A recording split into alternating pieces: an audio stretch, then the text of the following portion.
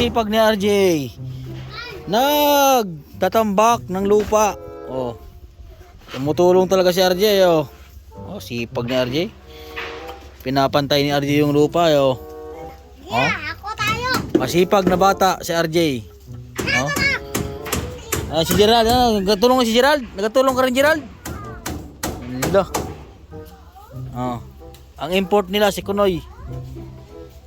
So ayan po. Nilagyan na ni engineer ng pintuan ang bahay nila RJ.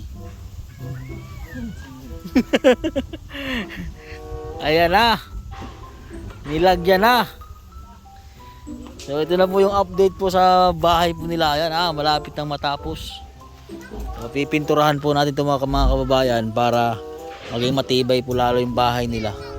So naghanap po kami ng mga materyales po talaga, tulad po ng para plano po namin sawali, pero wala pong sawali kaming nakita dito. So kaya po ang pag-usapan na po namin ay yan, plywood po na makapal na plywood po ang aming binili para po ay pipinturahan po namin.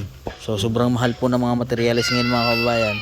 Yun, talagang worth it naman po at nakatipid po tayo sa mga labor po na gumawa po ng bahay dahil tulong-tulong po. Yan, dito po yung pintuan po nila, bali dalawa po yung pinto doon po sa kusina, tapos dito po sa may harapan.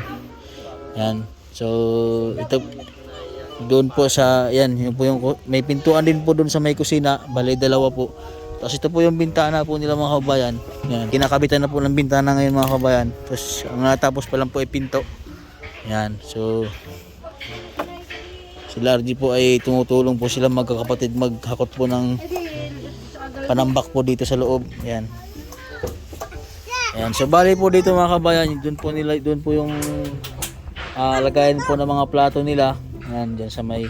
Tapos dito po ay nilagyan po namin ng half, tapos para maging yan, para maging maliwanag po yung loob ay lalagyan po namin ng design dyan ng bamboo o kawayan dyan para liwanag po dito. So yan, maraming salamat po sa mga sponsor po nila. Ayan, so hindi pa tapos yung bahay ay sila ay nandito na sa loob, excited nang lumipat. Ayan, si Ate Marjorie nakaabang na, at si Arlene. Ha? Hi ka Arlene. Ay. Ayan, nakaabang na si Ate Marjorie. Oh. Ayos. Oh. So ang gumagawa po ngayon ng pinto nila ay si engineer, yung ating engineer po. Ayan. So ang gagawin po namin dito sa sahig po nila, lalagyan po namin ng linoleum yan para maging maayos. Tapos papantayin po namin. Ayan. So ito po ang lupa po mga kababayan ay hindi po sa kanila. At pumayag lang po dito sa sila ay pagawan po na maayos na bahay. Ay maraming salamat po sa may-ari po ng lupa na po na ito na pumayag po na ayusan po ng bahay sila dito. Ay matibay po ito mga kabayan. Ayan, makapal po ito. Oh. Ayan, oh.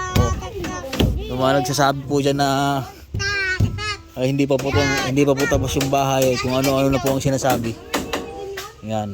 O, sana po ay tapusin muna natin bago kayo mag-comment. Yan. So, ayan po yung design po ng bahay po sa harapan nila. So, pipinturahan po natin yan. At titingnan po natin kung ano pong magandang kulay para sa bahay po nila RJ. Yan. So, maraming salamat po sa sponsor po ng nila RJ. Si Sir JB from Florida, USA. Maraming salamat po sir sa tulong niyo po sa tulong niyo po kay RJ at kay Tito Rob at Tita Rose. Ayan. Maraming salamat po ma'am sir sa tulong niyo po sa kay RJ. At siyempre po sa Anonymous po natin from California, kay ma'am na nagpapaaral po kay RJ. Maraming salamat po ma'am. So ito na po, worth it po yung ating pagdarasal na magkaroon po sila ng bahay. Ayan. So sa Anonymous po nila from Taiwan, maraming salamat po ma'am sa tulong din niyo po kay RJ. Mapapabilihan po sila RJ ng bagong solar. Ayan, maraming salamat po ma'am. Ayan. So ito na po yung pag sa malayo, ito yung bahay po nila RJ.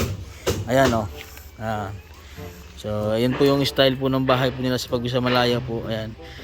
Tapos po yung ginawa po namin dahil hindi po pwedeng siya po ay pagawin po natin bato yung poste. So para makatipid-tipid din po tayo, binuhusan lang po namin yung ilalim. At ayan naman pong binili po namin na nakahoy po. Ayan po ay mahogani po. Mahogani po yung nabili po ata ng papa niya. So matibay po yan na kahoy. Ayan, paikot po yan. So yun po nga sana ang ano po namin na yung kanilang floor po, yung kanilang sahig ay sisimintuhin po namin. At yun po, at ganyan lang po daw ang gagawin namin. So ginawa po namin, kayang style lang po siya. Ayan. So abang-abangan niyo po at pipinturahan po natin yan. So ito po yung pang-apat po na araw naming paggagawa po sa bahay po nila RJ. So ayan po si RJ, tumutulong po si RJ. Ayan, tulong-tulong po kami dito. So lalo-lalo sa mga tumulong kay Kuya Junjun, kay Tiyo Lando, kay Tiyo Dodong, kay Kuya Carlo, kay Titing. Ayan, sa lahat po ng tumulong. Po yung mga tumulong po sa bahay po nila RJ na nag-ayos.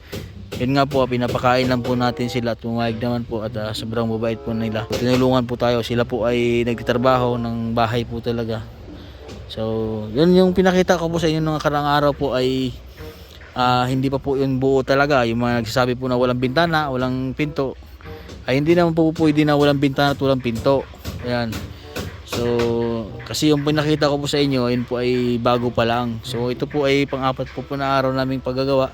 Yun, kinakabitan na po ng pinto at saka bintana.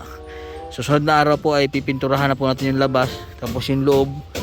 Tapos yun sa kusina po, doon sa may hap po ng part po na yun sa may kusina po nila mga kabayan, yun doon po. So ang gagawin po namin doon ay kawain po, bamboo po yung aming palisilbing dingding, tapos pataas lalagyan po namin design para maging maliwanag po yung harapan kasi wala po silang kuryente dito. At solar lang po ang kanilang ginagamit. So sa umaga po wala pong kuryente, walang ilaw yung solar. Kaya yun po yung ginawa po namin para maging maliwanag po yung loob ng bahay nila kahit wala pong kuryente. Ngayon si RJ tumutulong kay engineer sa paggawa ng pintuan nila. Sa mga gusto po magpagawa ng bahay ay mag-message lang kayo sa akin. Located lang po sa Balayan, Batangas. Pwede pong pakyawan 5 days. Yan. Mga gantong bahay. Simpleng bahay lang po. Ayan may kakabitan na ng pinto si RJ. Ano RJ? Ha? Ayos? Magandang bahay nyo? Ayan, so ayun po mga kabayan, ito na po yung bahay po nila RJ. So malapit na pong mabuo. So ayan po yung bintana dyan. Tapos ito naman po yung pinto. Ayan, ayan po yung pinto dito.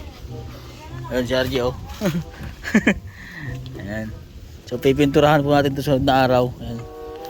At yan, kulang pa po. Ayan. Dito bali, dito po ay pintuan din po yun dyan. So malapit-lapit na po, konti na lang po ang kulang nito. Ayan. Diba? Ang ganda na ng bahay nila RJ yayos. Dito po yung kusina po nila. Ayan. Paganda po. Simpleng bahay lang po. Kagandahan po natin yung pintura. Kakapalan po natin para maging mas matibay po. So ayan po mga kabayan. Dito na lang po yung vlog ko. Ito po yung update po sa bahay po nila RJ ngayon. Ayan. Don't forget to subscribe po sa aking YouTube channel, Mastering Ring channel po.